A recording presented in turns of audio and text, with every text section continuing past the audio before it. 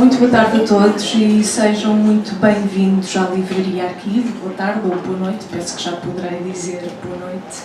Hoje temos o prazer de ter connosco o professor Manuel Sobrinho Simões. É uma honra para a Arquivo receber o Sr. Professor. Muito obrigada por ter aceitado o nosso convite, muito obrigada por estar aqui hoje.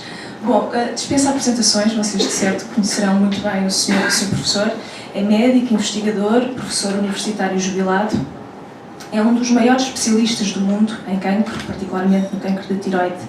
Fundador e diretor do Instituto de Investigação da Universidade do Porto, IPATINUP. É autor e coautor de centenas de artigos editados em publicações internacionais. E é, claro, uma das pessoas mais respeitadas do mundo na sua área de atividade. Tem uma série de títulos que lhe molduram a sua vida profissional. Em 2002 foi Prémio Pessoa, em 2015 foi considerado pelos seus pares como o patologista mais influente do mundo e em 2016 foi-lhe atribuído o Prémio Ciência Viva.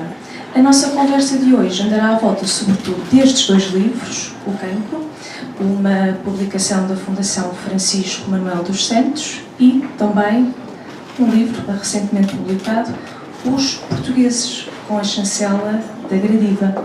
Muito obrigada a todos por terem vindo. Sem mais delongas, vou passar a palavra ao Sr. Professor. Boa tarde. Muito boa tarde. Eu tenho imenso gosto de estar aqui. Imenso. A minha mãe é de Bom Barral. A minha mãe, nos dias, fazia sempre os exames em Leiria. Portanto, o imaginário de Leiria era os então faziam os exames do liceu do tempo em que ela estava em Bom Barral.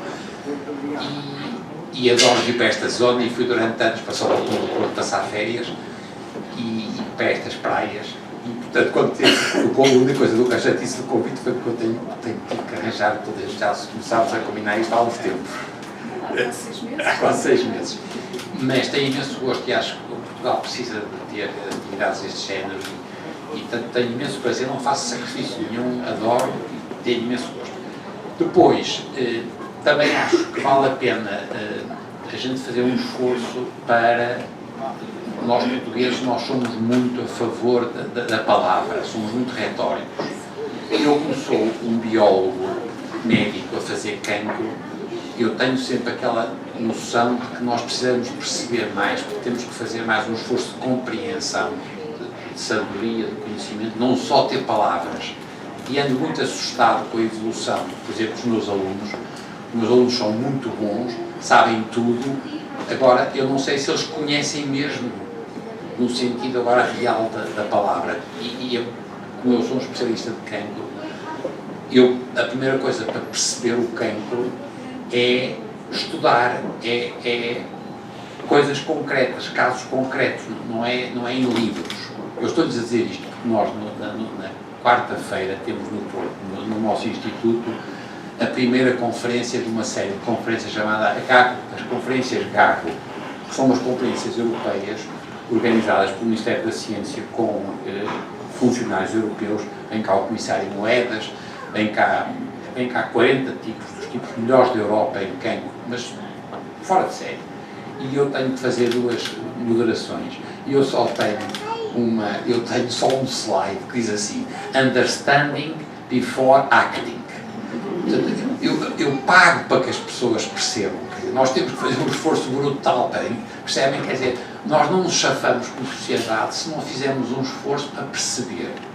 Não é para perceber depois em profundidade, não é para saber quais são os nomes das enzimas, e portanto eu tinha pedido à doutora Susana Neves para fazer uma pequena apresentação do que era o cancro, para a gente depois discutir, mas aqui a máquina, eu nem telemóvel tenho, portanto fico sempre maravilhado quando as máquinas funcionam. Esta não funcionou com paciência. E portanto, antes da gente começar a discutir o livro, eu gostava muito que tivessem consciência de algumas coisas. A primeira é que aquela nossa divisão, o homem, natureza, não é já verdade. Quer dizer, tudo o que a gente tem vindo a saber sobre nós, quando a gente começou a estudar os genes, podemos começar a comparar-nos com os animais e com as plantas, tudo nos aproxima dos animais e das plantas. E, portanto, nós temos taxas de homologia com os animais enorme. A gente já sabia com os macacos, com os primatas não humanos. A gente foi ao jardim zoológico, percebe que eles não são tão diferentes de nós assim. Agora, o que a gente não sabia é que o porco, com a sua licença, desculpa, isto agora eu faço muitos parênteses, mas eu apresentei há 15 dias o livro do professor Marcelo Grilo na Universidade do Porto. E o professor Marcelo Grilo conta que o caseiro dele, o António, tinha lá um inimigo que era o Cabrazanas. E referia-se-lhe sempre, mesmo diante da mãe do professor Marcelo Grilo, como o cabrão do Cabrazanas. Mas quando diante da mãe do professor Marcelo Grilo se referia ao porco, dizia o porco com licença de Vossa Senhoria. que é muito português, o cabrão do Cabrazanas. Que é extraordinário. Castelo Branco. E portanto, nós somos muito mais biológicos do que pensávamos. E ao percebermos que somos muito biológicos, a gente aproxima-se dos animais e das plantas. E eu não sei se, por exemplo, sabem, mas nós temos o que é o cancro. O cancro é um tecido nosso que nasce dentro de nós e que não respeita fronteiras. Portanto, é um tecido nosso, exatamente igual, não há nada tão parecido connosco como um cancro nosso, é mais parecido com um gêmeo que a gente tem, e aquilo cresce sem respeitar fronteiras. Não é uma coisa que cresce muito, não. O que ele tem é muita resistência àquelas células a morrerem. E é por isso que a gente tem tanta dificuldade em tratar os cancros avançados. É porque as células resistem a tudo. Estou-lhes a contar isto, porque quando a gente foi estudar as plantas que estão sentadinhas sempre no mesmo sítio e têm que aguentar sede, sol, vento, ambientes horríveis, as plantas desenvolveram proteínas que bloqueiam a morte das células, que aumentam a resistência. Tem muita graça que a mesma proteína que no plátano permite que o plátano esteja ali sossegadinha é a mesma proteína que as nossas células do cancro usam para resistir à morte. Estão a ver? Isto aproxima-nos da natureza. Quer dizer, a ideia de que aquela ideia do homem era uma coisa e a natureza era outra, não é verdade.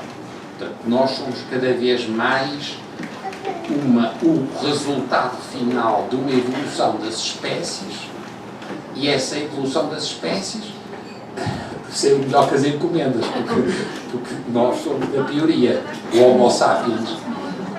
Não há espécie tão predadora como a nossa. Não há espécie que coma tanta proteína como a nossa, porque a gente, para ter desenvolvimento cerebral, precisou muito da proteína. Portanto, nós demos cabo de tudo. Eu não sei se têm consciência, mas o tamanho, a massa humana é 8 vezes a massa de todos os vertebrados que há no mundo. Nós demos cabo de tudo. Depois domesticámos os animais para comer. O único animal que a gente não domesticou para comer, que já tínhamos domesticado antes do Neolítico, foi o cão, porque o cão acompanhava o homem quando o homem era caçador-recoletor. Portanto, todos os outros animais são domesticados no Neolítico para dar proteína. Basicamente para dar proteína. Já agora, também um parênteses, desculpa lá que eu tenho muitos parênteses, é sempre muito chato porque eu faço muitos parênteses. Mas, porque eu tenho muito orgulho nisto, o último animal a ser estudado do ponto de vista genético, o último animal domesticado foi o coelho. O coelho domesticado, que é também o último animal a ser domesticado. É domesticado há 2.000, 3.000 anos. E quem fez o estudo do genoma, comparou o genoma do coelho doméstico com o primeiro coelho selvagem, foi o grupo do Sibiu, do Nuno Ferrand, no Porto. E o que eles encontraram a mesma coisa que a gente encontra sempre que estuda um animal domesticado. Há uma grande diferença no tubo digestivo, porque os animais domesticados comem outras coisas que não comem os animais selvagens. Por exemplo, o gato, que não devia beber leite, qualquer mamífero deixa de beber leite depois de deixar de mamar. Nós também devíamos deixar, não sei quantas pessoas aqui estão que gostam de leite, mas todas as pessoas que estão aqui que gostam de leite são mutantes, não os quero assustar. O que é normal é não poder beber leite. O que é normal. Portanto, nós fomos depois selecionados porque os tipos que bebiam leite morriam menos. Percebem que é impressionante. Estou a fazer um parênteses grande, já estou em segundo parênteses, mas já agora deixa-me acabar esta ideia, porque tudo isto vem a propósito. Eu gostava que tivessem a noção de que o cancro, como nós, são processos biológicos que têm a ver com a natureza, não são coisas do além. Só para acabar o parênteses do leite, portanto, todos nós que estamos aqui, somos 70% de nós somos tolerantes ao leite e 30% intolerantes. Há 30% de nós com graus diferentes, alguns que sofriam e não tomam, outros que depois se habituaram. Os 70% que são tolerantes é porque têm uma mutação. Essa mutação, por exemplo, se forem à Lapónia, eu fiz o meu pós-doutoramento na Noruega, e eu também andava nessa altura interessado nisso, e todos eles são tolerantes ao leite, porque na Lapónia, e atenção, e todos eles com uma pele muito clarinha, para absorverem a pouca luz que há, para transformar a vitamina D a partir do leite. Porque quem não tem essa mutação morre. Portanto, os que lá estão agora são filhos dos que tinham a mutação, os outros desapareceram. E, portanto, nós mandámos uma miúda nossa extraordinária, que já agora é professora e é fora de série, para a África subsaariana para estudar, porque na África subsaariana é o contrário. São todos intolerantes ao leite, exceto os pastores de vacas. Os pastores de vacas só sobrevivem aqueles que eram... E quando a gente foi estudar a mutação dos pastores de vaca no Quénia, é igual à mutação nos tipos da Lapónia. Nós somos mesmo muito mais natureza do que a gente quer dizer. Vou fechar o parênteses do leite e vou só acabar o parênteses do coelho. O coelho tem muita graça, porque, portanto, o Nuno Ferro lá estudou, e, portanto, há muitas diferenças nos genes das enzimas do tubo digestivo. O coelho doméstico come coisas diferentes do coelho selvagem. E as outras diferenças são diferenças que nós, na população humana, se associam a genes ligados ao autismo. O que eu estou a dizer é que, quando se foi estudar os coelhos domésticos, o que nós encontramos foi pequenas alterações que, na espécie humana, se associam a manifestações de autismo. O que faz sentido, isto é, como se o coelho domesticado, que não foge quando a gente se aproxima dele, isso acontece porque ele tem um comportamento autista.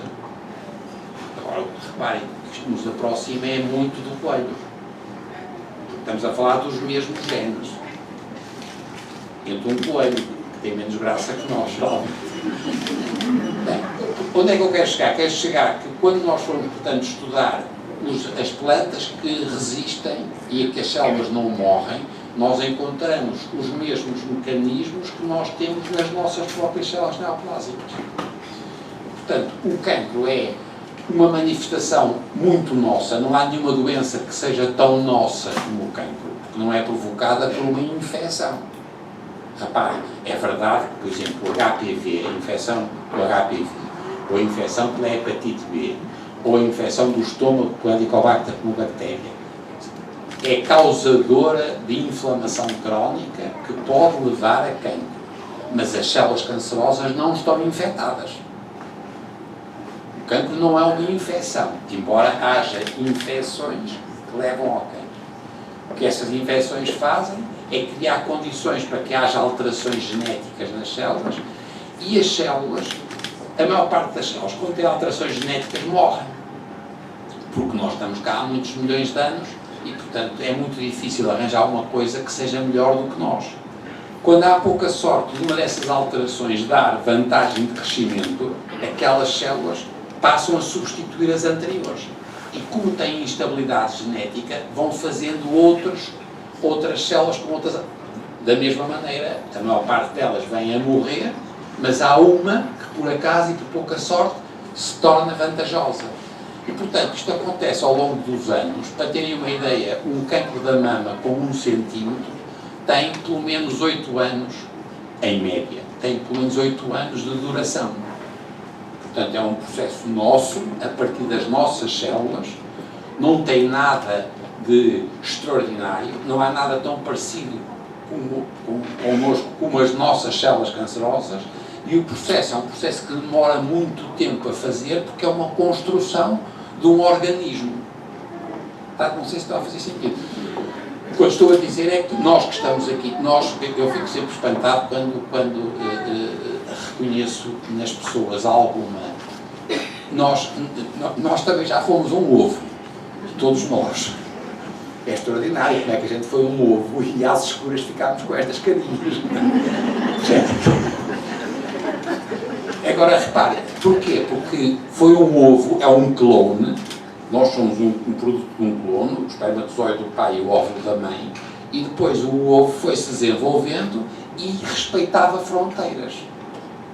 Portanto, nós ficámos com narinas, e ficámos com boca, e ficámos, houve células que morreram entre os dedos e ficámos com os dedos assim. Quando a gente vai estudar o sapo, o sapo tem dedos iguais a nós, mas quando a gente estuda o pato, que tem membrana interdigital, os genes que estão aqui são exatamente iguais aos nossos, só que nos nossos eles são estimulados a fazer com que as células morram e a gente fica com dedos, e neles elas não são estimuladas e não ficam com dedos.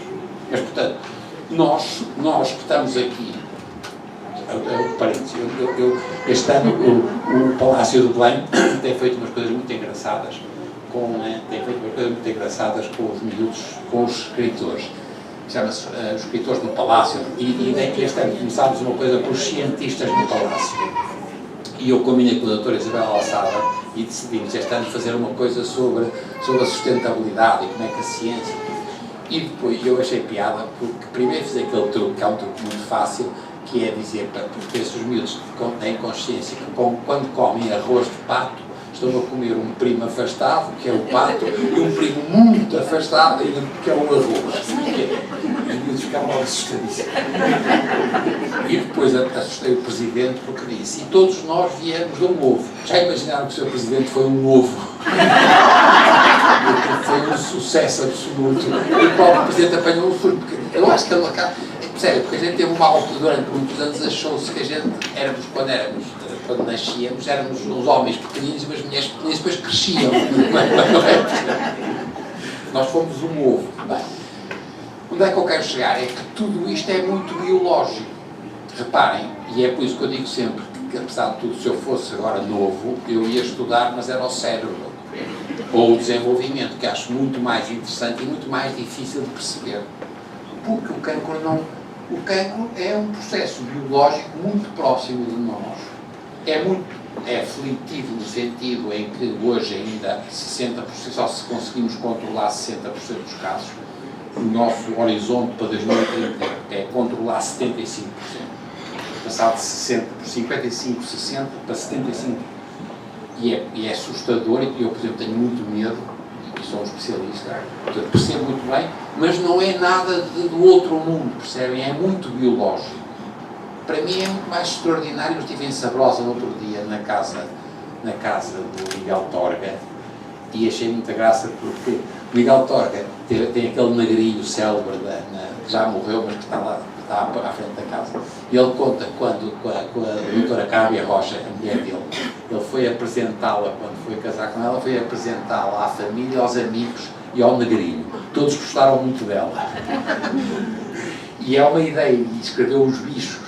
Quando viram o Torga também tem a mesma coisa.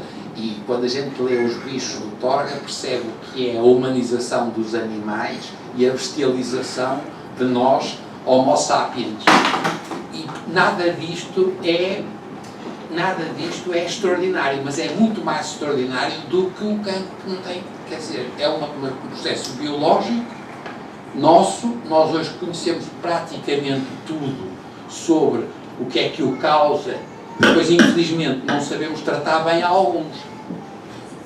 Tratava sentido. Portanto, agora vamos conversar. Mas percebem que não temos aqui, e a ideia é que conversem, vamos perguntar. Eu adoro que as pessoas perguntem. Isto aqui está muito próximo do livro, eu tenho gestos no colar. Fez sentido.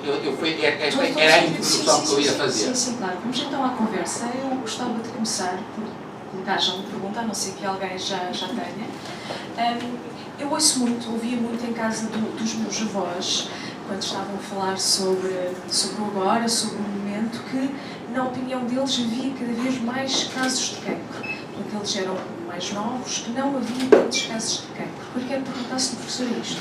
Há, de facto, mais casos de cancro que resultam da nossa vida moderna, do nosso estilo de vida também? São as duas coisas, a longevidade e o estilo de vida. Não tem nada a ver com os nossos genes, percebem? Porque os nossos genes são...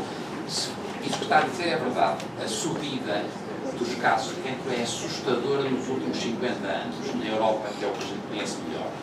E nos últimos 50 anos... Nos últimos 50 anos, os nossos genes não mudaram uma vírgula. E, portanto, se nós tínhamos pouco e agora temos muito, só tem duas razões. É a longevidade e o estilo de vida.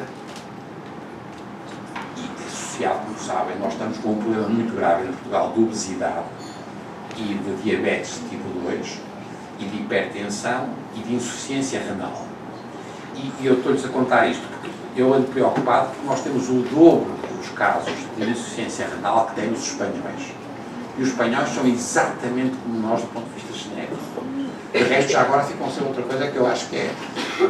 Quando houve um grande glaciar na Europa, entre 16 mil e 17 mil anos, e toda a Europa do centro e do norte morreu. E a repopulação da Europa foi a partir da Península Ibérica, da Grécia, dos Balcãs e do norte da África. Portanto, eu sei que isto deve fazer muita impressão ao norueguês. Eu fiz o meu pós-doutoramento no Norte e assustava ao centro, coisa, mas sabe que você geneticamente é igual a mim. Um susto. Mas, portanto, nós não mudámos os genes. E se passámos a ter tanta doença, é estilo de vida e longevidade.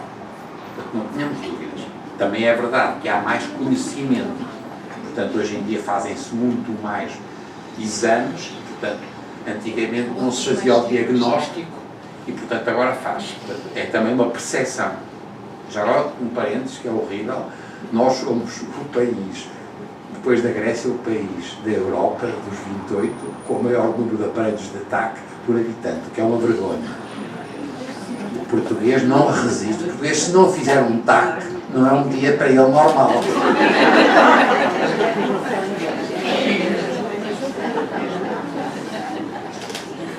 Portanto, é verdade, aumentar.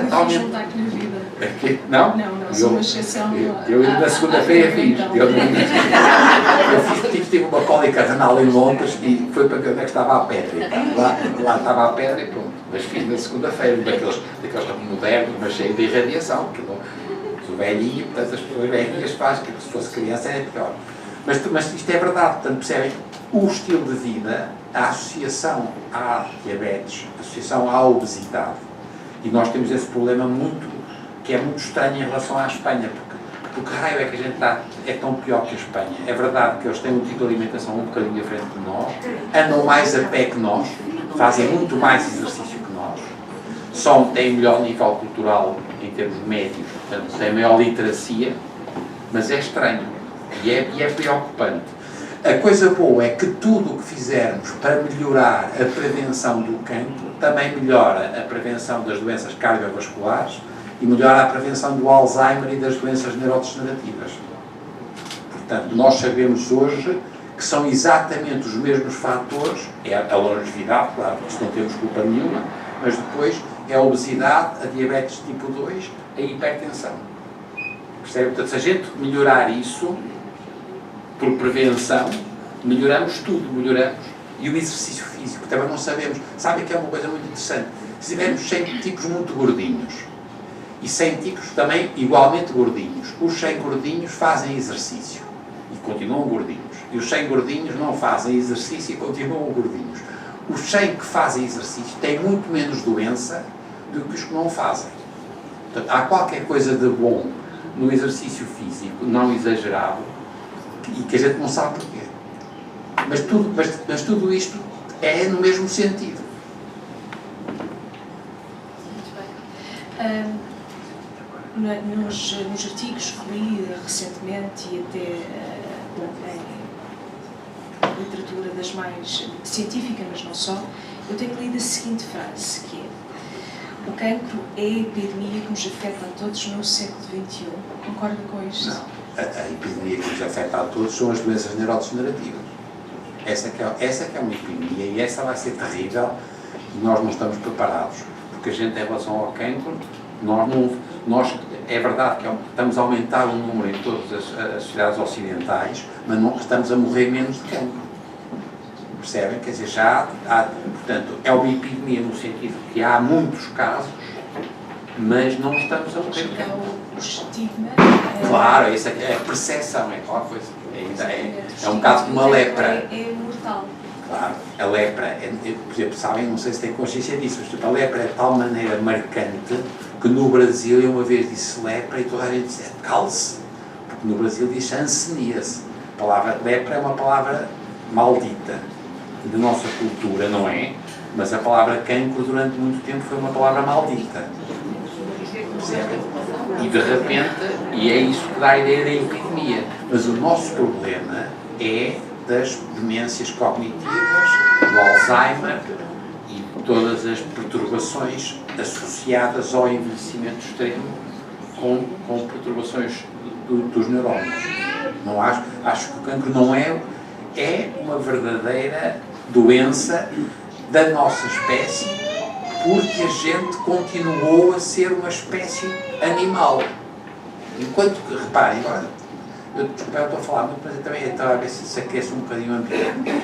É assim, se nós pensarmos as doenças neurodegenerativas, como as doenças do coração, etc., são órgãos, os nossos neurónios não se dividem, ou dividem-se muito pouco. Dividem-se logo a seguir ao nosso nascimento, porque nós nascemos prematuros e é naqueles 2 anos e meio que a gente aprende muita coisa. Nós nascemos prematuros para ter a cabeça pequenina, porque se tivéssemos a cabeça que devíamos ter, as senhoras morriam no parto. Portanto, os neandertais tinham uma cabeçola muito maior que nós e foram ao galheiro, porque a gente éramos mais espertos.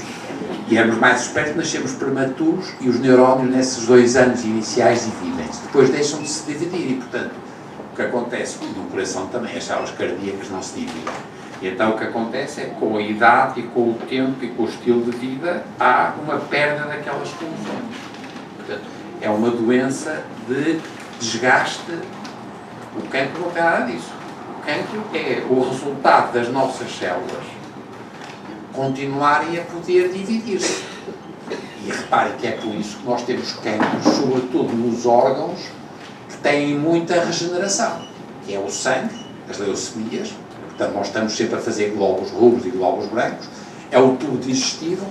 Não se esqueçam que nós, eu digo isso aí no livro, nós durante, até aos 70 anos, perdemos 2 toneladas, em média, 2 toneladas de células do tubo digestivo, cada um de nós. 2.000 quilos de células.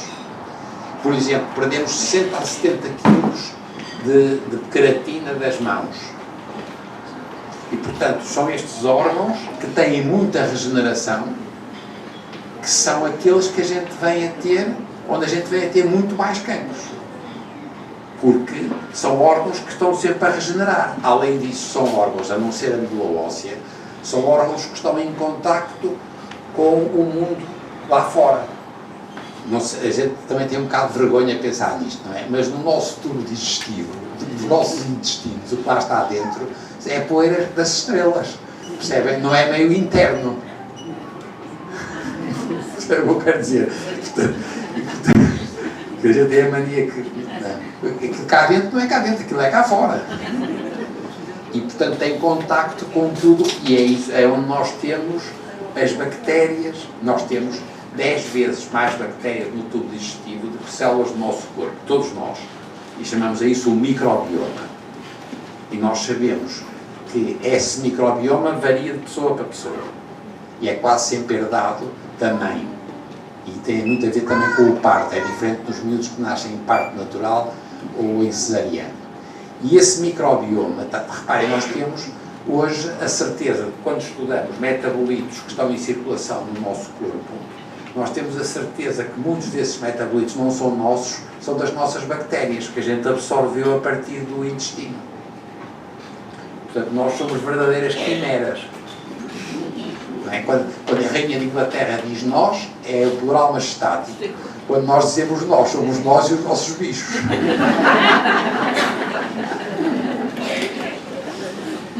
Mas é verdade, é onde se tem cancros, percebem?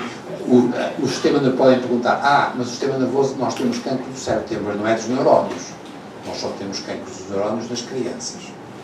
Nós no cérebro temos cancros das células da glia, que são células de sustentação.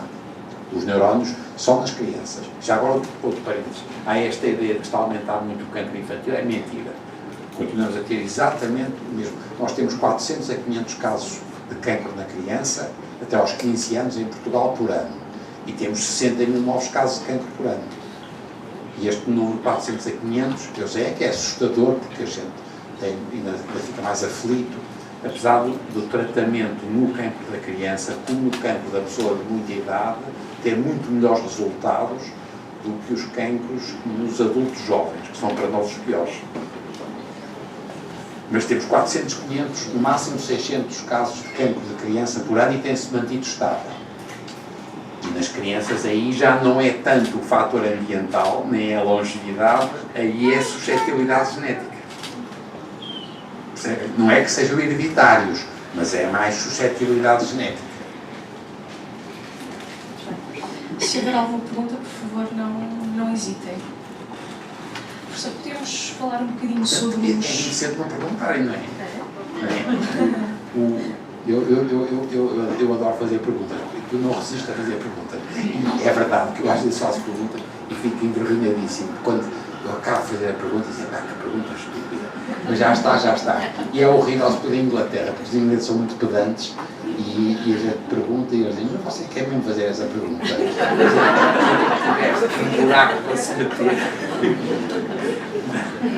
Mas eu acho que nós temos que nos treinar a perguntar. Eu acho que havia aquele livro do psicanalista de Lisboa, que tinha aquele programa de rádio com miúdos, e ele tem um livro chamado Se Não Sabes Porque Perguntas, porque o miúdo, ele perguntou ao miúdo o que é que, não sei o quê, o miúdo não sabia, e diz-me tu, e ele diz, eu também não sei, e o miúdo, que era um miúdo português, disse, se tu não sabes porque perguntas, porque é muito português, a gente só pergunta quando sabe a resposta, que é o a gente deve perguntar quando não sabe. Professor, então sobre os portugueses, publicado no ano passado pela Gradiva. Os portugueses é o título e tem como subtítulo De onde vimos, o que somos, para onde vamos. Professor, quem somos nós, os portugueses? Nós somos e já agora um parênteses, porque eu disse à Susana antes, que é o seguinte, isto foi tudo desencadeado por causa do discurso que eu fiz no 10 de junho, que o Dr. Guilherme Valente da Gradiva disse, eu quero publicar isso, eu tenho vergonha, não quero publicar discursos, é um disparate, não sei o que e tal. E ele disse, está bem, você se quer publicar, mas fica a saber que eu primeiro não faço o lançamento, porque é ridículo estar a... não, você de certeza tem outros discursos, está bem, você junta aí uns discursos, eu tenho vergonha de fazer, porque não sou escritor. E segunda coisa, eu tenho muito gosto, ofereço-lhe os direitos todos, portanto, em qualquer destes livros, à Fundação Francisco Manuel dos Santos e à Gradiva, se comprarem o livro, é esta a Gradiva e para a Fundação. Não é para mim. Agora que não fiz a apresentação do livro, estou à vontade. Não, nós somos, isso é muito interessante, nós somos muito misturados, esse é o meu ponto. Nós não devíamos, o Homo sapiens veio da África e na primeira vez que chegou à Europa foi repelido pelos neandertais, que estavam na Europa Central e estavam na Sibéria e estavam mesmo já também para o nosso lado, e quando voltam de novo há 50 mil, 60 mil anos, a gente não sabe porquê, mas nós, o Homo sapiens, tinha estratégias era mais pequeno que o neandertal, tem uma cabeça, o nosso cérebro pesa 1,4 kg, 1,450 kg, enquanto o neandertal pesava 1,6 kg. Mas eles têm estratégias de colaboração, que são grupos maiores e dão cabo dos neandertais. E eles vieram pela Europa e foram-se aproximando das pontinhas da Europa. E, portanto, quando chegam a Portugal, eram meia dúzia de gatos pingados e sem nenhuma mistura. Portanto, as leis da genética, onde é que a gente tem grande diversidade genética? Na África.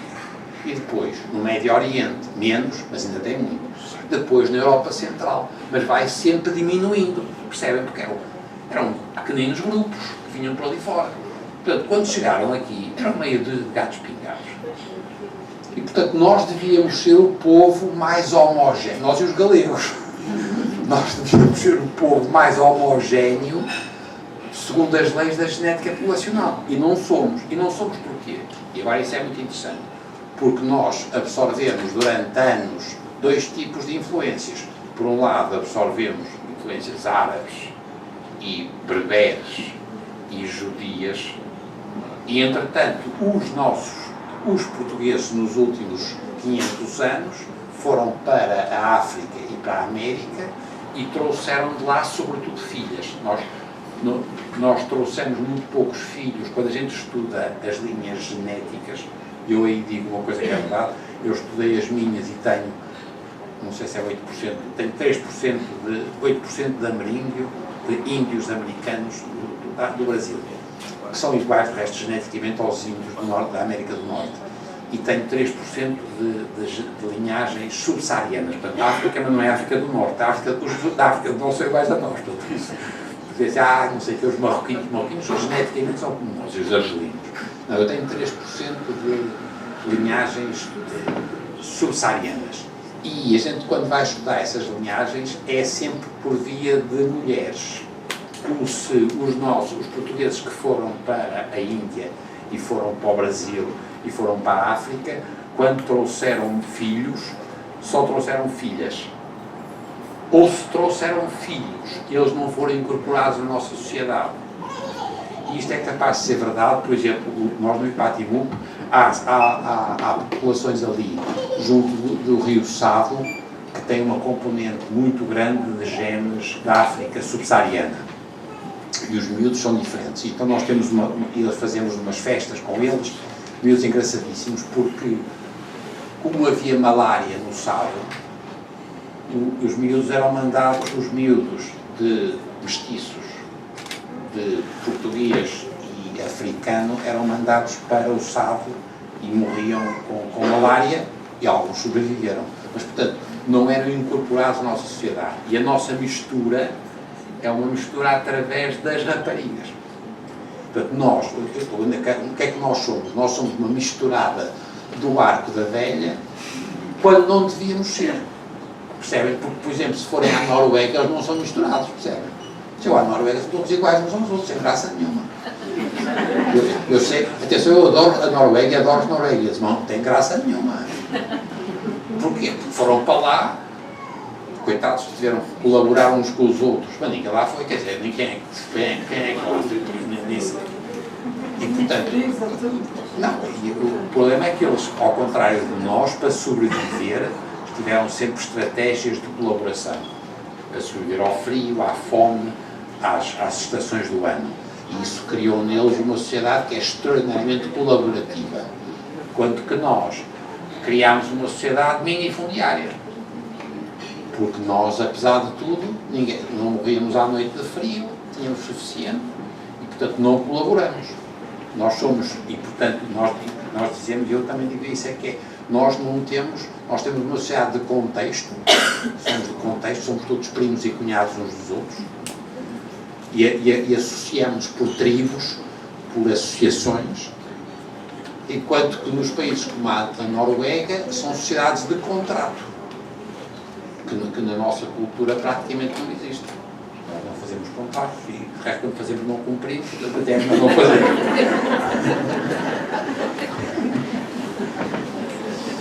Está a fazer sentido, não está? E isto é muito complicado. Os galegos são iguais a nós. Eu adoro a Galiza e trabalho imenso com a Galiza e atenção, e é uma gente que, do ponto de vista da inovação, por exemplo, no calçado e no têxtil, mas tem uma coisa muito interessante, como nós. E eles, de resto, têm um ditado que é: quando se vê um galego a meio de umas escadas, nunca sabe se ele vai a subir ou a descer. Poderia ser a mesma coisa para o português. Quando se a gente vê um catalão ou um castelhano a meio de uma escada, a gente tem sempre a certeza se o homem vai a subir ou a descer. E eu nunca mais me esqueço, o catedrático de Bilbao era galego, era muito meu amigo. E uma vez foi-me buscar ao aeroporto e eu ia lá dar umas aulas, eu fui buscar ao aeroporto e disse: como é que estás? E ele disse: eu estou bem, mas a minha sogra está tão mal. Eu não sabia quem era a sogra, também português, é aquela coisa que a gente tem que nunca diz que está bem. Não, percebem?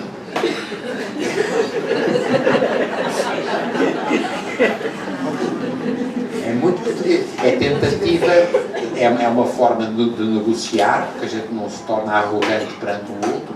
Há uma componente de medo de que Deus esteja a ver-nos e diz: olha, o seu palhaço, estás-te a gravar. Traz. Mas também estou a inventar. Professor, temos uma pergunta. Muito bem.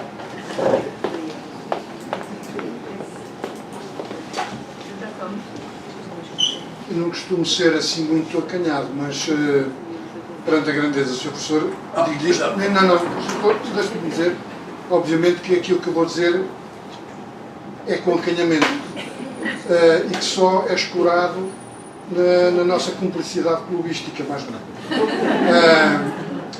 Talvez não saiba, Sr. Professor, peço desculpa, que aqui a Leiria tem uma particularidade que veio revolucionar exatamente a questão da antropologia e da arqueologia, que é o menino do Lapedro, que prova o hibridismo entre Neandertais e Homo sapiens. E é aqui. Foi aqui a meia dúzia de quilómetros daqui, tem um sítio visitável, etc. E estava-me a lembrar, desculpe também agora eu... Não, mas isto é muito importante, vamos discutir a seguir, porque isto é verdade. E não é só. E já agora, sabe que nós temos 2 a 3% de genes neandertais em Portugal. Todos nós que estamos aqui. O que significa que eles se cruzaram. Sim, claro.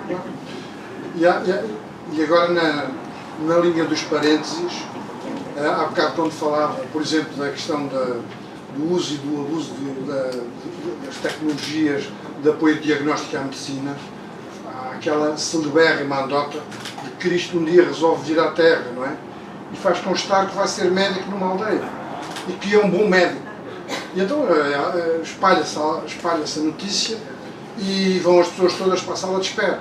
E o primeiro a ser atendido é paralítico. E lá vai, coitado, com grande esforço, ao consultório. E quando chega, vem a andar, Cristo condoeu-se e pô-lo a andar. E quando ele chega cá fora a andar, os outros dizem: então, ele é assim tão bom. Oh, nem mandou fazer análise.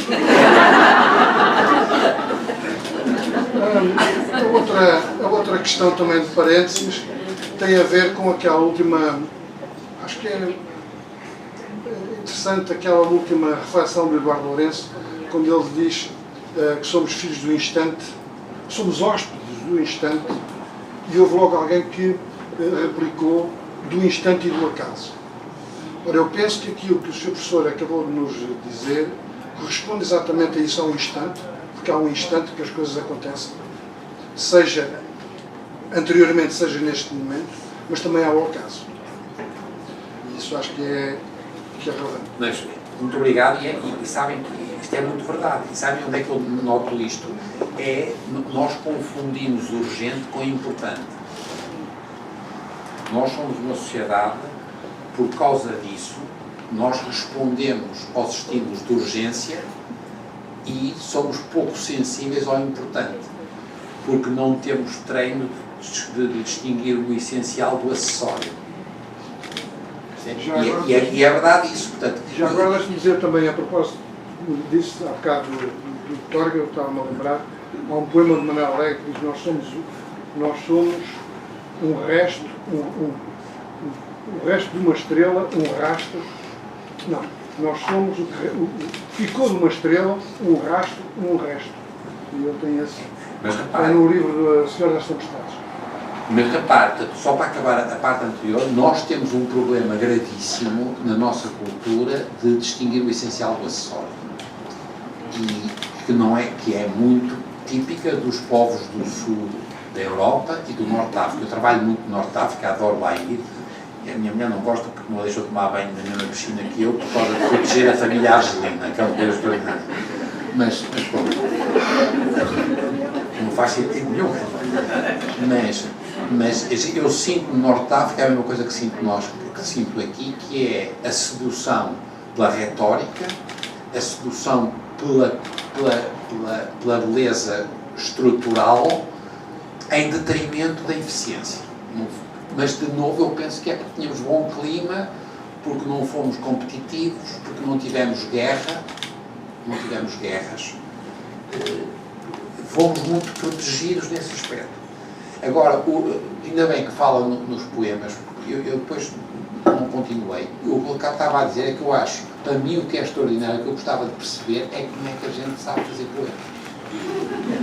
Porque esta coisa do leite, business as usual, quer dizer, o resto percebe, a biologia é facílimo, quer dizer, nós comemos proteínas, quando a gente descobriu o fogo, éramos inteligentes, pudemos pôr de pé, nós hoje sabemos que nos pusemos de pé em vários momentos, portanto, há homens pequeninos, com cérebros como os dos primatas, de resto o mundo foi descoberto, o primeiro que se descobriu, agora eu também acho graças, estão parentes, mas é assim, havia aquela teoria de que nós só nos tínhamos posto de pé quando já tínhamos o cérebro maior e tínhamos descoberto o fogo, portanto, a lógica era uma lógica linear, a espécie humana era uma espécie que tinha sido escolhida por uma entidade divina e apareceu em 2003 na Ilha das Flores, nossa, que é da Indonésia, mas fomos nós que a descobrimos, um homem muito pequenino, que tinha 1,1 m e andava de pé, enquanto como nós, não era mocínio, andava de pé e tinha 450 centímetros cúbicos de cérebro. E pá, foi um escândalo, porque isto destruía a teoria de que a gente se tinha posto de pé só depois quando o cabeça. Então, os cientistas, que estão nesse aspecto muito simplificado, sabe? Era um anão. Era um anão. Porque é verdade que nas ilhas, sabem isso não é? Sabem que nas ilhas o drift genético não é a mesma coisa e, portanto, as ilhas podem ter, às vezes, há elefantes pequeninos em algumas ilhas, há dragões enormes noutras ilhas, portanto, as ilhas são um pequeno microcosmos. E tem muita graça agora estar a apontar esta coisa porque depois na África do Sul tem-se encontrado imensos fósseis de homens pequenos, o mais importante é o Naledi, também com cerca de 1 metro e tal, e com um cérebro de 500 centímetros cúbicos. O que vem provar que houve muitas, e atenção, esse com 300 mil anos, e há um já com 1.200.000. Portanto, nós separamos dos símios há 6 milhões de anos, dos primatas não humanos. Mas há 1,5 milhão de anos já havia hominídeos a andar a 2 patas, mas com cérebros, o que significa que nós somos uma espécie acidental.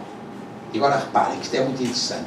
Portanto, houve muitas espécies de Homo e depois a nossa. Esta circunstância foi o que nos deu esta capacidade predadora como ninguém tem. Porque nós fomos selecionados contra tudo e contra todos, percebem? Claro que a pessoa que tem fé pode acreditar que houve uma intervenção divina e isso é um problema de fé, mas para quem não tem fé, a circunstância de nós sermos uma espécie acidental não nos tira força, dá-nos muita força. Percebem? Porque nós fomos selecionados no meio da tal natureza que era como nós. E nós demos cabo de tudo. E continuamos a dar.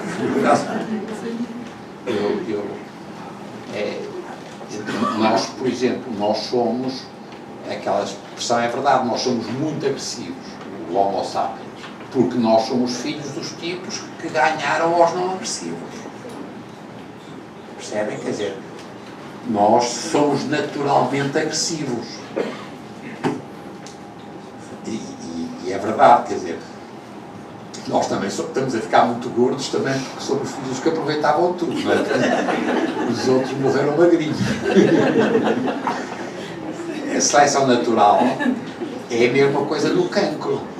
O cancro é também uma seleção natural, daquelas células que vão crescendo dentro de nós e que vão sendo selecionadas pelas características do sítio, etc. E o que é que controla essa agressividade que é inata à nossa condição? É a cultura, a educação? E a religião. É a cultura, a educação e a religião. E quando a gente vai estudar o Neolítico, portanto, eu estava a dizer, é verdade que o cão vem antes, porque era quando nós éramos caçadores-recoletores. E nessa altura já havia aquele problema do chefe do pequeno grupo morrer. E era sempre um espanto que a pessoa morresse, porque em princípio não devia morrer. E o homem é o único animal que tem desde cedo a noção de que vai morrer. E quando a gente se junta há 5.000 anos para aí, no Neolítico, e começamos a viver em agrupamentos com muito mais gente, foi muito importante controlar a agressividade. E é nessa altura que os deuses moralizadores aparecem, de todas as religiões. É uma das formas, não é a única, mas é uma das formas de evitar que a gente se mate todos uns aos outros. Porque a gente, por vontade nossa, de resto, temos todos os dias e sempre por aí. Percebem? A ideia de que o homem é bom, não é? Eu não estou a dizer que o homem é mau, agora não é tão bom assim. E é cultural. E é exemplar, e há muito, tem muito a ver com a mãe. Nós somos a única espécie, estou a mentir, por acaso há mais uma ou duas espécies de símios, mas nós somos das poucas espécies que entregamos a nossa cria à avó, ou à mama, ou à tia. Não há nenhuma espécie, mas nós precisamos de fazer isso porque somos os tais prematuros que estamos 2 anos depois sem defesa. Percebem? E isto é muito interessante, já agora, pelo seguinte, porque é que os nossos cérebros foram ficando cada vez mais pequeninos? Porque, no sentido mais pequeninos, apesar de ter ido até 1,6 kg, depois reduziram para 1,450 kg. Porque as senhoras que estavam a amamentar não podiam ter filhos. Porque sabem, não é absoluto, mas é quase sempre assim. Isto é, uma senhora a amamentar não tem filhos. E, portanto, em pequenos grupos em que havia uma grande taxa de mortalidade no parto, a existência da possibilidade da rapariga, ou que era rapariga ainda, porque se fosse já de idade, não tinha mesmo filhos, poder ter mais filhos, porque deixava de amamentar, porque entregava o filho à mãe ou à ama, foi o que permitiu que a gente começasse a ser, em vez de ser meia dúzia de gatos pingados, sermos uma dúzia de gatos pingados. Portanto, é a circunstância, e é isso que a gente chama-se a teoria das avózinhas. E a teoria tem muita graça, porque ninguém sabe porque é que a gente tem alguma tendência para a monogamia. Esta é uma das coisas engraçadas, se é que temos. Eu sei muito pouco, então não me tendo um assunto, sei muito pouco. Mas queres contar uma história? Contei uma vez ao professor Mariano Caco e depois contei em 2 fases e ele achou graça. Que é o seguinte, a ideia de que a rapariga deixava de amamentar e passava para a mãe ou para a ama, a cria, tornava-a de novo capaz de ter uma relação sexual com o marido e de ter mais filhos enquanto era nova. Portanto, aumentava imenso a eficiência. E é isso que fez com que as avózinhas se tornassem tão importantes na espécie humana. Porque as avózinhas aguentavam a casa com crias, que eram as crianças. Porquê que eu estou a contar isso? Há muito poucos animais monogâmicos. Dos vertebrados, há poucos. Mas há um roedor que é monogâmico. E tem um nome em inglês, não sei a tradução em português. E acho que não há cá. Há um do pântano e há outro da pradaria. E já não sei se é o da pradaria, se é o do pântano, que chama, em inglês é vole. É V-O-L-E. Depois, se quiserem meter na internet, veem, porque esta história é uma história extraordinária. E eu contei ao Mariano Gago em 2 tempos. No primeiro tempo encontrou-se nestes voos, havia uns voos, não sei se é os da pradaria ou do pântano, que eram monogâmicos. Quando se foi estudar estes voos em relação aos que eram poligâmicos, eles tinham uma alteração numa hormona que penso que conhecem, que é a ocitocina, que é uma hormona que também se chama a hormona da confiança. É uma hormona, por exemplo, quando se tem cão, se tivesse cão e estiver a olhar para o seu cão e gostar muito do seu cão, a ocitocina sobe no sangue. E o que é assustador é que se forem medir no cão, ele também sobe no cão. Exatamente a mesma hormona. que é assustador. Quando nós fixamos um animal que gostamos muito, cão e cadela, mais na cadela do que no cão, a ocitocina só. E encontrou-se uma variante nesses voos, não sei se da pradaria, do pântano, que se associava ao monogâmico. E os cientistas fizeram uma coisa muito simples, que fizeram engenharia genética e puseram esse mesmo construto noutros voos que eram poligâmicos e eles passaram a monogâmicos. E eu apresentei isto em Serralves como era uma coisa sobre a cultura portanto era uma coisa cultural. Os voos que eram capazes, e de resto, como compreendo, também era uma coisa extraordinária se fosse possível ser feito nas populações humanas. Agora reparem que isto é extraordinário. Eu apresentei isto, não sei, em 2005, se forem virem, é dessa altura, 2003, 2005. Passados anos, houve uns tipos suecos que disseram, deixa lá ver se eles eram mesmo monogâmicos. E foram fazer fingerprinting, o estudo que a gente faz para ver se... E era muito interessante. Os voos que pareciam monogâmicos eram tão poligâmicos como os outros, mas eram culturalmente monogâmicos. Portanto, eles acasalavam com tudo o que mexia, mas às escondidas. Porque é uma coisa extraordinária. Mas reparem que eu nesta altura eu não apercebi de quão semelhante isto era, e agora por causa da sua pergunta, até que ponto os animais têm coisas que são de natureza. Nós chamamos, por exemplo, instinto. O que é o instinto? O instinto é a memória da espécie. Como é que a abelha sabe que tem que fazer a colmeia? Não sabe. As que não fazem colmeia morreram. Só que estão as que fazem colmeias, percebes? É a mesma coisa que os formigueiros. Os instintos não são uma coisa que desapareça porque então começa a pensar, deixa-me fazer. Não. As que estão aí são as que fizeram. E, portanto, estes voos que têm estas características é porque lhes dá alguma vantagem, deu-lhes alguma vantagem na evolução da espécie. E a gente, para os voos, você não tem coragem de dizer que é cultural. Tem vergonha. Eu também. Para nós, a gente diz, isso é cultura, é educação. Mas é isto que eu acho extraordinário, é isto que eu tenho pena de não saber, percebem? Que eu acho que é muito mais interessante como funciona a cabeça, como é que um tipo tem sentimentos. E é por isso que eu não acho graça nenhuma à inteligência artificial, porque a inteligência artificial vai-nos pôr um problema de desconexão entre inteligência e consciência. E é porque ninguém sabe bem como é que a gente criou, por exemplo, o sentimento. Aí não há biologia que explique. Desculpa. Mas, portanto, eu estou de acordo, acho que é mesmo uma influência notável na espécie humana da educação. E acho que é isto que, de resto, eu adoro ser professor por isso. Quer dizer, é porque a gente, se for bom professor, ou bom pai, ou bom avô, ou bom tipo, e for exemplar, a influência que a gente tem nas pessoas é extraordinária. Percebe?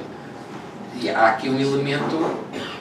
Ser um bom professor é... Não, mas quer dizer, mas percebe? Mas tem valor. O que no mundo de hoje, isso depois, como é tudo muito contabilizável, é tudo muito materialista, a gente depois, é o mesmo problema da saúde. Há valores imateriais que a gente não consegue contabilizar e que depois, se for metido num destes gurus da economia, qual é o valor acrescentado? O valor acrescentado é que o meu filho não é um bandalho. Mas, quer dizer, não tem valor no mercado. Até pode, pelo contrário, pode perder valor no mercado. Mas gosta de fazer ensinar, é isso? É, de longe. Não, é uma coisa estranha, porque a gente ao ensinar aprende, percebe? Porque a gente o miúdo que está a fazer perguntas e até miúdos pequenos fazem perguntas extraordinárias. Eu agora também, porque eu vim aqui no outro agora para contar esta é extraordinária. Eu fui à casa, há uma coisa, em Belcanto, em Coimbra, à Casa do Juiz. E é uma coisa estupenda para magistrados. E fui com a Catarina Rezende Oliveira, a professora Catarina Rezende Oliveira, que é uma neurocientista extraordinária de Coimbra, e fomos lá discutir o comportamento humano e assim. Eu era da parte da biologia e ela era da parte das neurociências. E fomos convidados e correu muito bem. E depois discutimos as nossas experiências, porque eu faço muitas coisas nas escolas. E acho muita graça das escolas que eu os pergunto. E ela contou uma coisa que se tinha passado nela numa escola pré-primária, porque estava a explicar o funcionamento do cérebro. E, portanto, o cérebro, a metade direita do cérebro comandava a parte esquerda do corpo e a metade esquerda. E há um miúdo de 5 anos que esse miúdinho lá e a pilinha? Foi extraordinário. E ela reconheceu que tinha ficado. Extraordinário.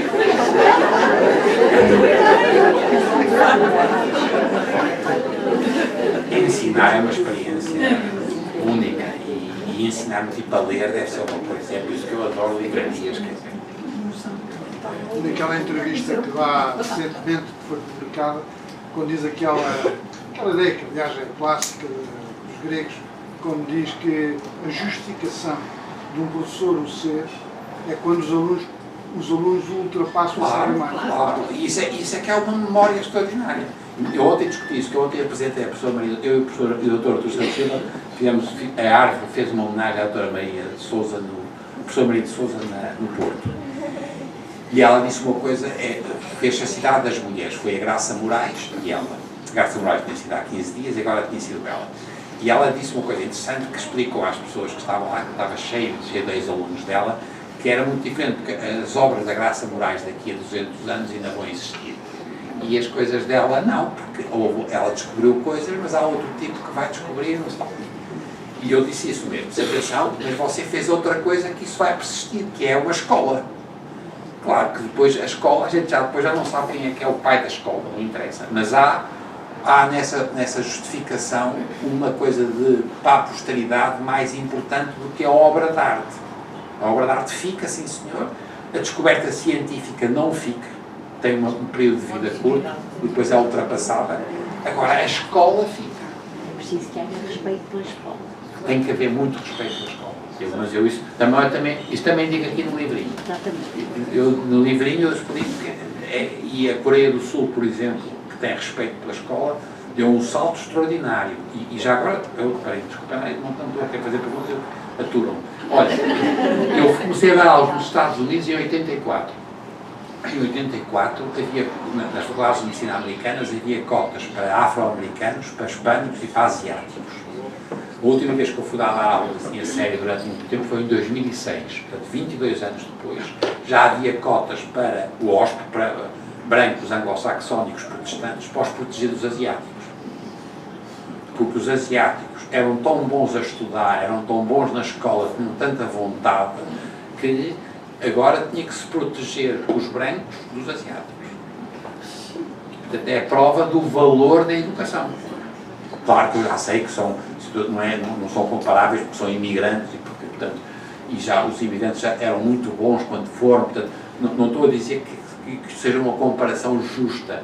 O que eu quero dizer é que a educação é de tal maneira que eu em 22 anos vim passar de cotas para proteger asiáticos para cotas para proteger brancos. A educação e a formação para longo prazo. Claro.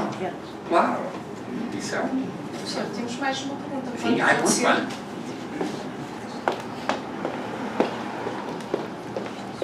Esta foi a última pergunta.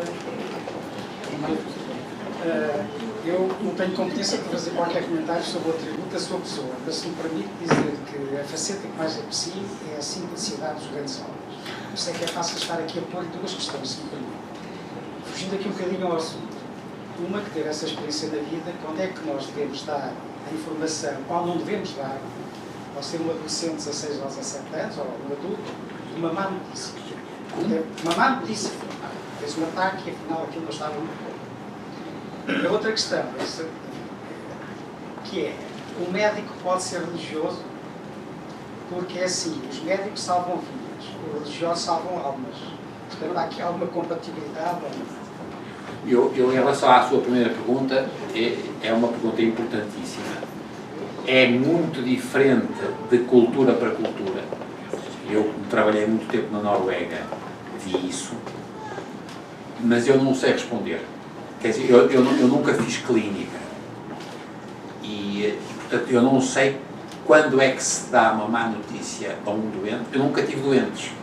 Eu correspondo-me sempre com os médicos dos doentes que me mandam biópsias. E em parte, devo dizer que a razão porque eu não...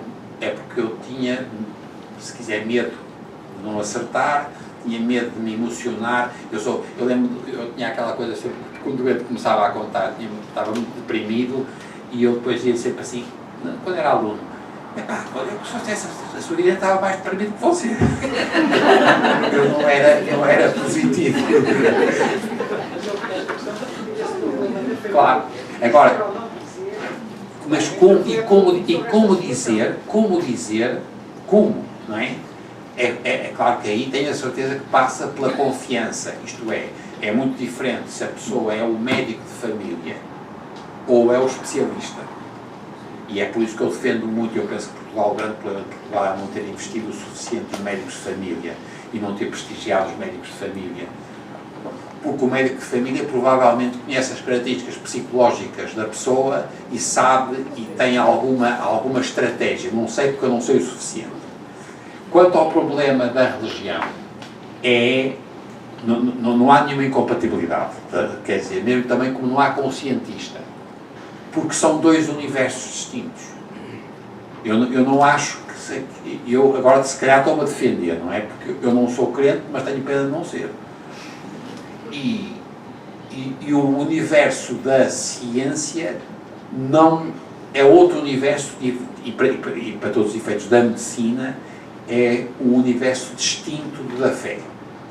E, portanto, mas quer dizer, aquelas suas duas perguntas bem me lixou, não é? Porque muito simples.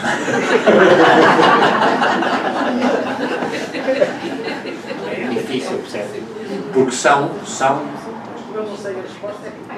Não, mas é muito difícil, não é? Quer dizer, eu tive grandes professores que eram católicos praticantes, e tive grandes professores que eram agnósticos, e tive grandes professores na medicina, e que eram ateus, estes ateus militantes. E nunca achei que, quer dizer, aquilo podia se tornar mais ou menos agradável para mim na relação comigo, como pessoa, como aluno deles. Nunca achei que isso mudasse o seu respeito pela atividade enquanto profissional. E a medicina não é só, é ciência e é profissão.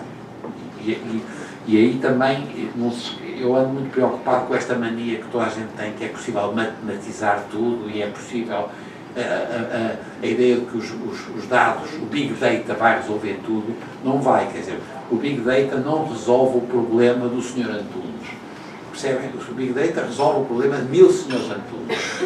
E a gente sabe que 1000 Srs. Antunes com aquelas características têm a probabilidade de vir a ter isto ou aquilo. O Sr. Antunes sozinho, não há Big Data. E aí, de novo, é um problema da pessoa com o outro. E aí, eu acho que se eu ter fé ou não ter, e o meu doente ter fé ou não ter, eu penso que não interfere. A não ser que haja, por exemplo, uma situação de risco vital. Porque há uma coisa que está subentendida na sua pergunta, que é quando a pessoa vai morrer, e quando a gente sabe que há uma grande probabilidade do outro morrer. Eu não sei o suficiente para lhe responder, mas aí acho que há um problema. Quer dizer, se eu sou médico de uma pessoa que tem fé ou não tem fé, se calhar não é a mesma coisa para ela eu dizer que ela vai morrer ou que tem muita probabilidade de morrer. E eu acho que a nossa civilização tem evitado este problema. E é um problema gravíssimo. Mas não sei, quer dizer, já meti nos genes, eu sou o tipo que vê ao microscópio e digo cancro. E a eutanásia da sua Não, a eutanásia, a minha posição de eutanásia tem sido, eu fiz a primeira sessão daquelas com o Presidente e a minha posição foi muito pouco, foi chata, porque eu acho que há o direito das pessoas terem morte assistida e, portanto, serem eutanasiadas em condições protegidas, etc. Eu, como médico, sou objeto de consciência e nunca farei. E, portanto, eu sinto que há aqui uma aldrabice minha. Portanto, eu acho que há esse direito nas pessoas, não tenho dúvida nenhuma, cada vez mais, mas eu não faço. E, portanto, podem perguntar, então quem é que faz? Percebem? É que as pessoas têm muita a tendência de discutir só o direito, ou não direito, e há quem ache que tem direito e outras razões, e outras pessoas, por razões religiosas, acham que não têm. Mas depois, para mim, que sou muito prático, voltamos à mesma coisa, é quem é que faz. Eu não faço. Percebe? E não vai ser fácil resolver isso. Não tem que não tem que não, as pessoas não ouvem. Peço desculpa antes da senhora, temos uma pergunta aqui deste lado. Pode ser? Mais favor. Consegue-me ouvir? Sim. Não, mas as pessoas não ouvem. Obrigada. Penso que assim será melhor, não sei. É. Muito melhor. Obrigada. Agora que a conversa resvalou um bocadinho mais para o seu lado médico e biólogo e biomédico, também historiador, como já vimos, filósofo, mas agora que estamos um bocadinho mais focados no cancro novamente e na doença, queria pedir-lhe um bocadinho quase de futurologia fundamentada. Disse realmente que espera-se que 75% dos tumores sejam geríveis, pelo menos.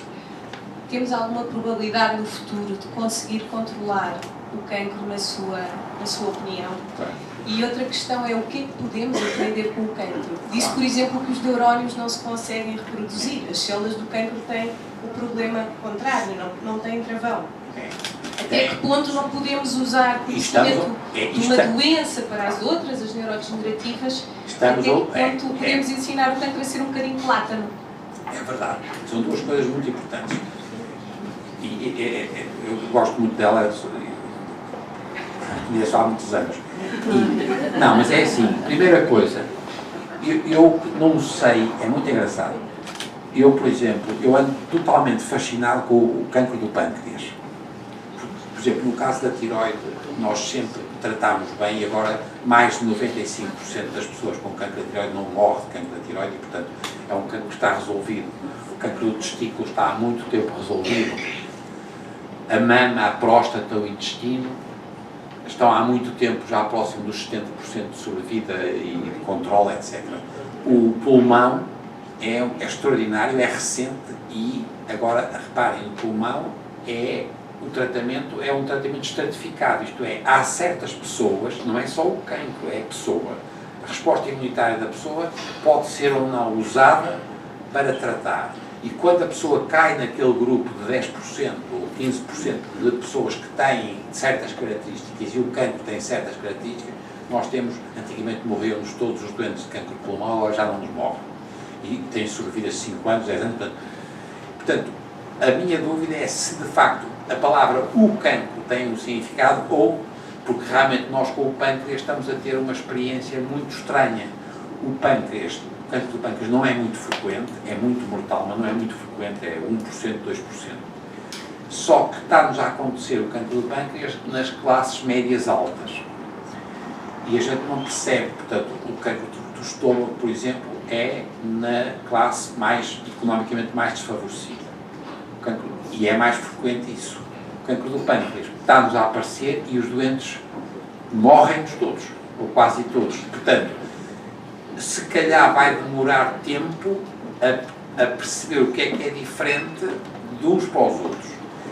E a segunda pergunta, que é muito interessante, é esta possibilidade de... Há muita gente que nós temos uns tumores no testículo e no ovário, que são os tumores germinativos, são tumores a partir de células germinativas que tinham ficado no ovário. E há muita gente que está a usar estas células para fazer produção de órgãos.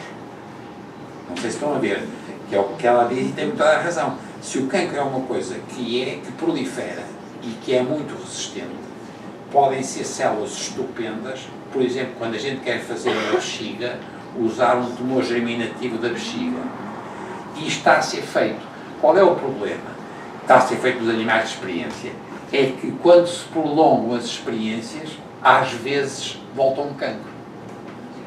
Isto é, a gente substitui um órgão com células de uma coisa que era um cancro que a gente pensou que dominou e se fizer muitas passagens, mas Mas não tenha dúvida que nós vamos usar a experiência do cancro, porque o cancro, por exemplo, tem uma coisa extraordinária, que é o cancro não precisa de oxigênio, que é a nossa grande aspiração. Todos nós precisamos de oxigênio.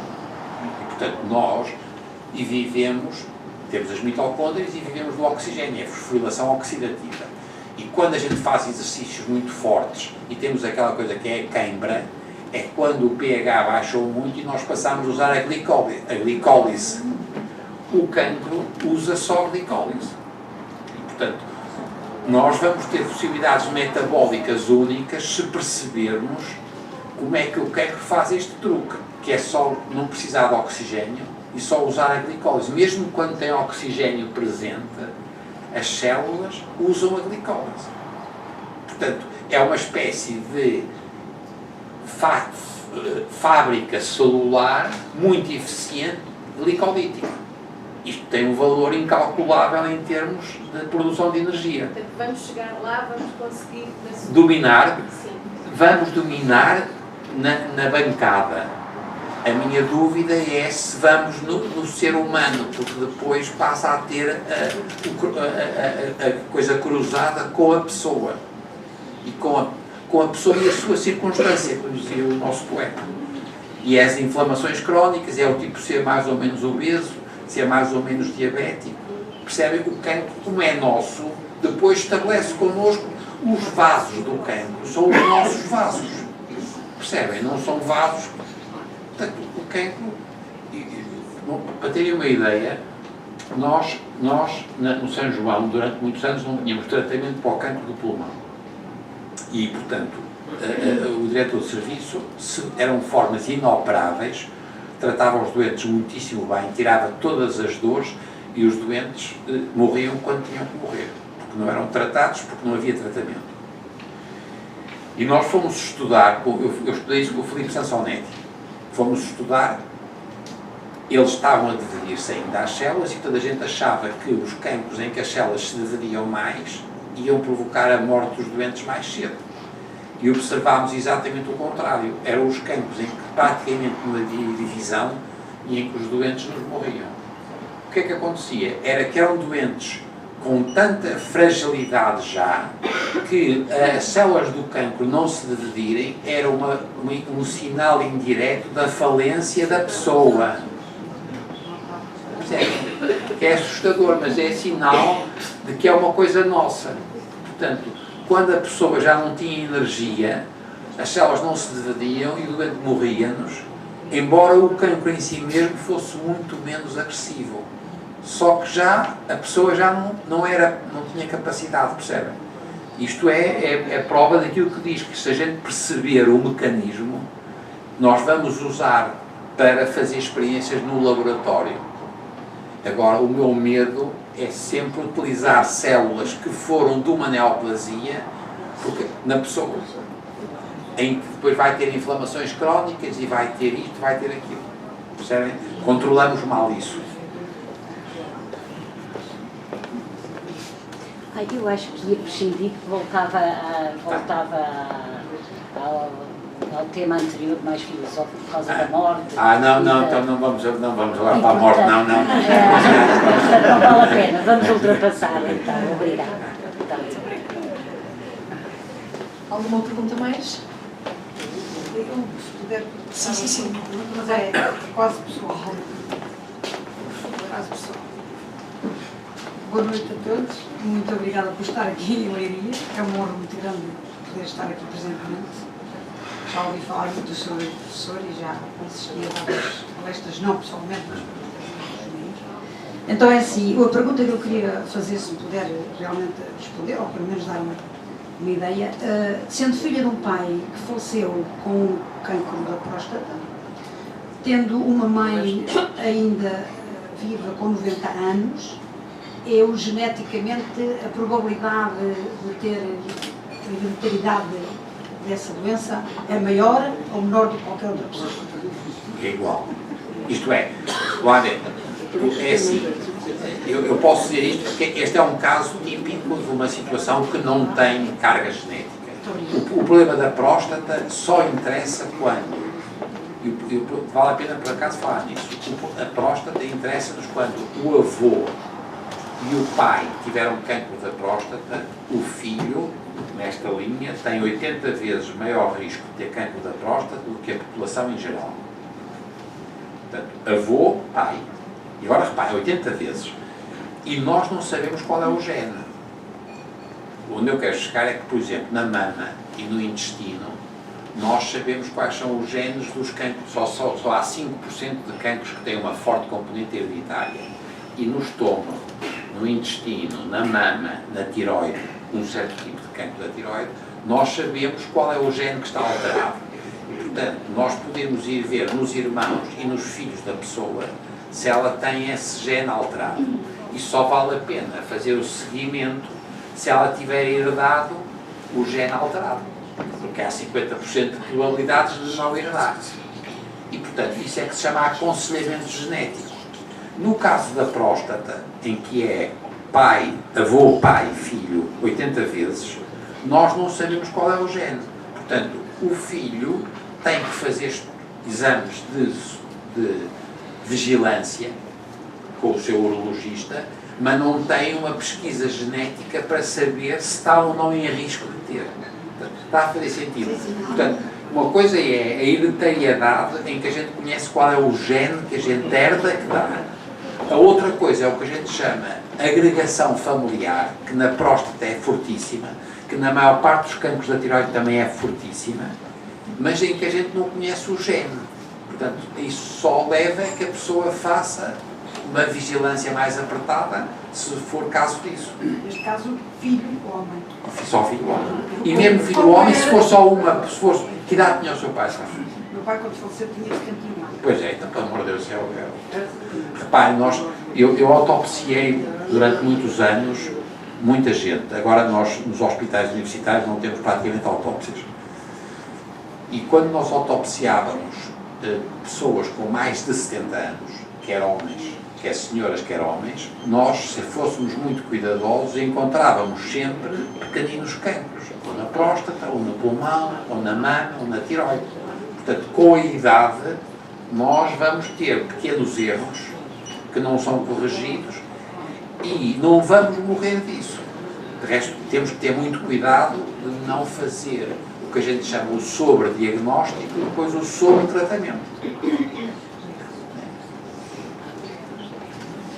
Sim, professor, hoje ouvi-o dizer, mais do que uma vez, esta palavra, medo. Ouvi-o dizer que tem medo, o que é, a meu ver, algo de pouco comum num profissional da saúde. Isso é sinónimo de grande, não sei, diria, humildade. Não, é não ser parvo.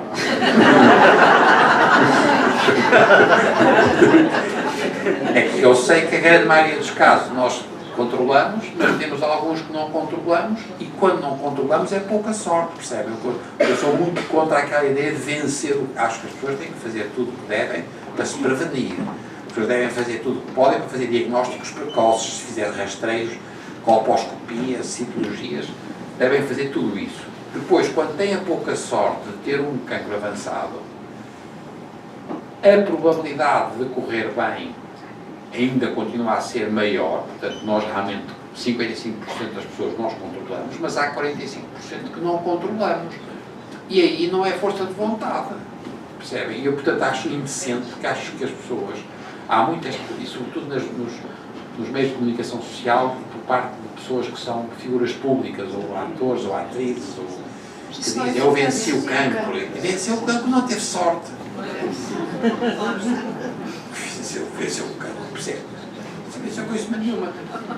Percebe? Portanto, eu tenho medo porque sei que se tiver pouca sorte, e como sei muito daquilo, se calhar começo até a ter mais noção de qual é o risco que tem de ter uma complicação, ou de ter dor. A palavra sorte a gente usa pouco, e não deve exagerar, porque muitas vezes não é sorte, é incompetência, não é? Ou azar. Em Portugal também temos dificuldade em distinguir, é o urgente do importante, é o acessório do essencial, e é o azar da incompetência. Nós temos alguma tendência para não valorizar a competência. Portanto, arranjamos sempre uma desculpa que as coisas acontecem por azar. Não, muitas vezes é por incompetência. Nesta coisas da saúde, a maior parte das vezes é muito pouca sorte.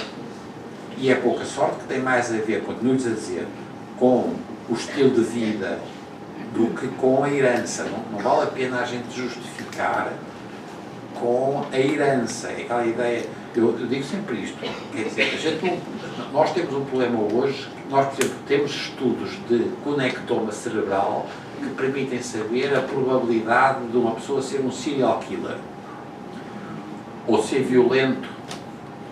E, portanto, vai haver uma fase em que o direito penal vai ter um problema, que é quando um tipo mata o outro, até que ponto, se ele tiver um estudo do conectoma que mostra que ele tem 30% de ser violento, até que ponto isso é uma condição atenuante. Ou se eu começar a bater na mulher e dizer, eu bato na minha mulher, mas são os meus genes, são o meu conectoma. E reparem, a gente tem que perceber que nós cada vez sabemos mais disto. E, portanto, e eu estou de acordo consigo, voltamos à sua coisa, quer dizer, como é que a gente domina as nossas características, ou genéticas, ou que já é mais do que genética, é conectoma, é ligações cerebrais, é com força de vontade, é com exemplo, é com cultura, é com educação e é com religião. Porque senão, de facto, transformamos-nos selvagens. Também não percebemos muito bem, e eu continuo a achar que das coisas mais extraordinárias da espécie humana é o altruísmo. Porque é que nós somos, de facto, muitas vezes altruístas, a espécie humana. E não é lógico, porque em termos biológicos puros não faz sentido ser altruísta, porque isso é individualista. Como é que se estimula o altruísmo nos nossos filhos, nos nossos netos, nos nossos alunos? Portanto, isto são tudo desafios para a educação. E acreditar que com isto a gente muda a herança genética lá do conectoma. Muito bem. Se não houver mais nenhuma pergunta, gostaria de colocar esta para terminarmos. Parece-me que não há. Sim? Há mais? Então, aguardas pelo microfone? Não ouvem, né? Acho que sim, não sei.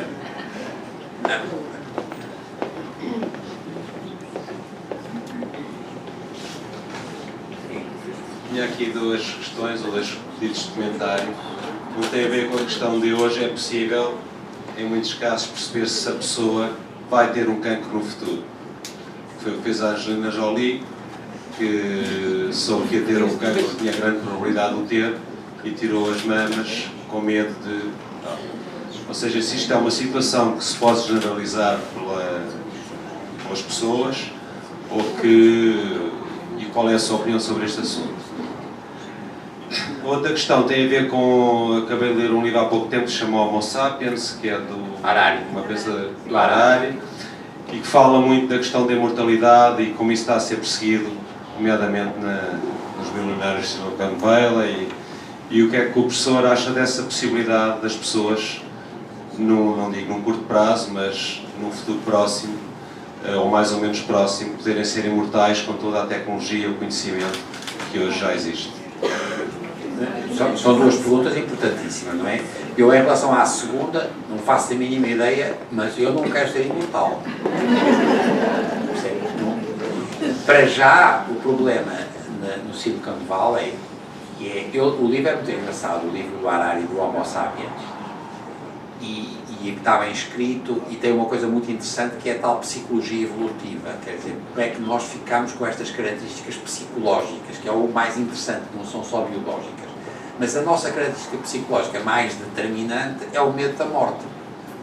E é isso que nos faz correr. Portanto, que um tipo rico é a mesma coisa que os faraós também até faziam pirâmides, porque eles ficavam espantados como é que o faraó morria. Qual é para já o problema? Para já o problema é que esses tipos americanos que estão, eles estão mortos e, portanto, precisam ser ressuscitados. Não é? O problema não é, para já não é o da imortalidade, percebem? Eles estão mortos. E, portanto, depois, se houver desenvolvimentos tecnológicos, eles têm que ser ressuscitados. E eu não sei nada disso. Mas percebo que o problema da imortalidade nos toca a todos. E que nós, quando somos novos, nós pensamos que somos imortais, mas sabemos que não somos. E depois, se a gente tem um acidente vital de uma pessoa que gosta muito, que isso muda, e portanto, que isso seja a grande aspiração. Agora, nós assim já vemos a rasca para caber cá, não é? Não estou a dizer nesta sala, estou a dizer no mundo. A outra coisa é muito importante, e acho que é... A Angelina Jolie tinha uma alteração genética que ela conhecia, que tinha herdado da mãe, e que tinha 70% de probabilidades de ter cancro da mama. E tinha 30% de probabilidade de ter cancro do ovário. E ela decidiu fazer a mastectomia profilática, embora ela, apesar de tudo, tinha 30% de probabilidades de nunca vir a ter cancro da mama. E se fizesse uma vigilância cuidadosa, podia fazer o diagnóstico precoce e só ser operada a uma das mamas quando tivesse a neoplasia. Portanto, ela foi para uma... E depois também tirou os ovários. Também a probabilidade ainda era menor, mas ela não quis arriscar. Eu não tenho experiência pessoal no cancro da mama, mas tenho no cancro do estômago, onde nós somos provavelmente o centro melhor do mundo. E não sou eu, é a Raquel Seruca e a Fátima Carneiro. E somos nós que fazemos o estudo de uma alteração genética que dá cancro do estômago familiar. E agora é assim, se as pessoas morre uma pessoa ou tem uma pessoa um cancro numa idade que é natureza, a favor da natureza familiar, eles mandam-nos a mutação e nós estudamos a mutação e mandamos dizer, sim senhor, esta pessoa tem 60% de probabilidades de, durante a sua vida, vir a fazer um cancro do estômago. E agora é muito interessante o seguinte, se for uma pessoa americana, se o caso nos vier da América, ela quer ser gastrectomizada. Se for da Europa, ela quer ser gastrectomizada, mas tem dúvidas, pergunta à família, chateia toda a gente. Por exemplo, se for da Nova Zelândia, ela quer ser continuada a seguir e se por acaso vier a ter uma chatice, ser operada. Está a ver? Isto é cultural. Exatamente a mesma informação que a gente dá e os americanos querem tomar a Angelina Jolie e ir para a mutilação, play it safe. Os europeus é sempre aquela porcaria que é uma chatice, pergunta, segunda opinião, não sei o quê. E os tipos da Nova Zelândia, onde há muito, nós temos muito na Nova Zelândia, foi de resto lá que se descobriu esta doença, seguem as pessoas ao longo do tempo. Agora, isto são os tais casos que eu dizia há pouco, só se utiliza para 5% dos cancros. Dos outros 95%, não há nada que nos permita garantir o risco de cancro.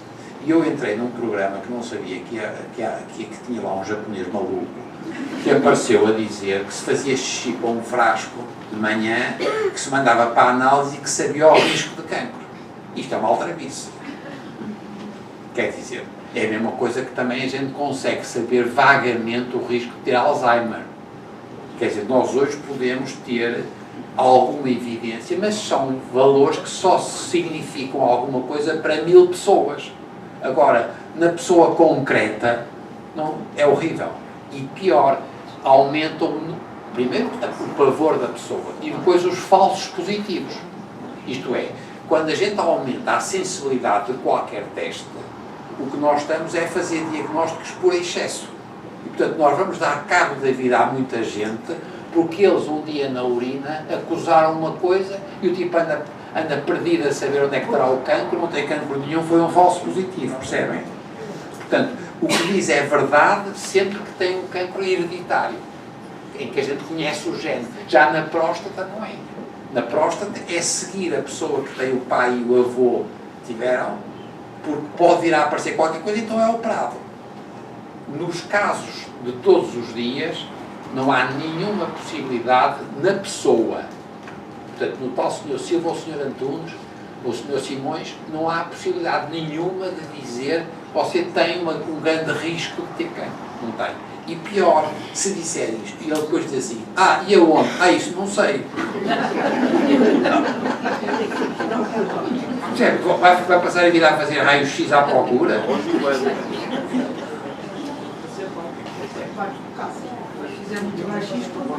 Claro, é perigosíssimo.